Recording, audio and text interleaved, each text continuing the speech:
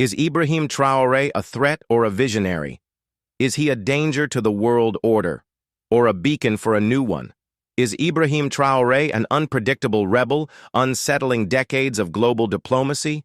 Or is he a necessary storm, shaking a continent awake? To some, he is a threat. To others, a visionary. But here's the truth no one can ignore. He is changing the conversation. And whether the world sees him as a problem or a possibility, he has become impossible to ignore. Let's begin with how foreign powers see him. To governments in the West, Traoré represents unpredictability. He rejects military assistance with strings attached. He challenges economic models that favor external corporations. He openly criticizes France, the United States, and multinational bodies that have long influenced African affairs. He's severed military ties with former colonizers, expelled troops, scrutinized foreign NGOs, and reasserted national control over resource contracts. This creates tension, because for decades, stability in West Africa often meant compliance, not sovereignty, and Traoré refuses to comply. To some foreign diplomats, that's dangerous, not because of violence, but because of influence. He is inspiring others, in Mali, in Niger, in Guinea. If his defiance succeeds, more may follow, and that threatens a very old, very profitable order. But now, zoom out. Listen to the streets of Ouagadougou, the youth chanting his name, the farmers regaining their land, the women attending political forums, the soldiers fighting, not for foreign agendas, but for home. To many Pan-Africanists, Ibrahim Traoré is a symbol, a reflection of what post-colonial leadership should look like. He's young, grounded, unpolished, but fiercely focused. He's not selling dreams of Western-style development. He's calling for something far more radical, an African renaissance, built not on borrowed aid, but on internal strength. At the core of Traoré's vision isn't just policy, it's psychology. He often speaks about liberation, not just from foreign influence, but from mental colonization. He says Africa must stop waiting, stop copying, stop depending. He wants Burkinabés to grow what they eat, build what they use, defend what they believe. He's investing in local agriculture, reviving state-owned enterprises, empowering traditional leaders and youth collectives to govern from the ground up. This isn't just rebellion, it's reconstruction. He's shifting the center of power, from elite circles to ordinary citizens. But change is never welcomed by all.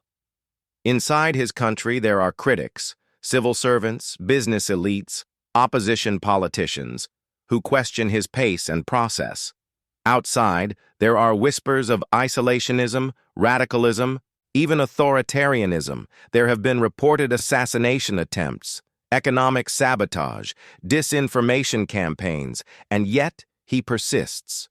Why? Because he believes Burkina Faso deserves more than survival. It deserves dignity.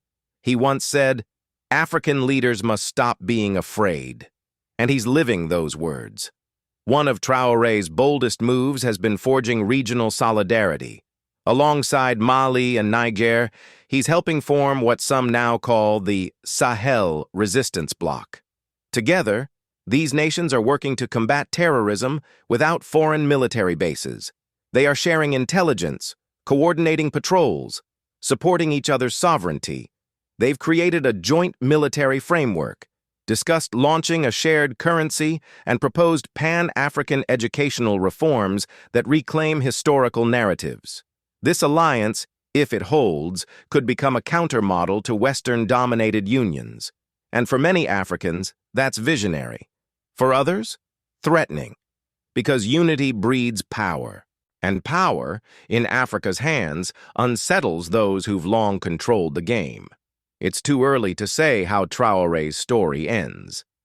Will he reform institutions, then peacefully pass the torch? Or will he fall victim to the same traps of absolute power?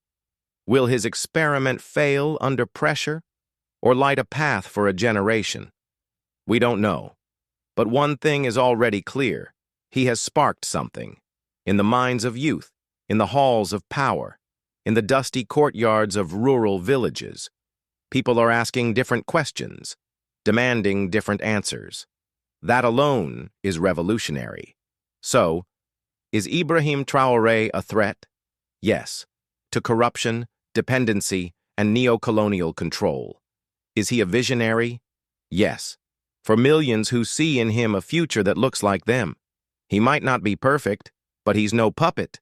And whether history crowns him a rebel or a reformer, one fact remains: he lit a fire. And that fire is spreading. Thanks for watching. Please don't forget to like, share, subscribe, and comment.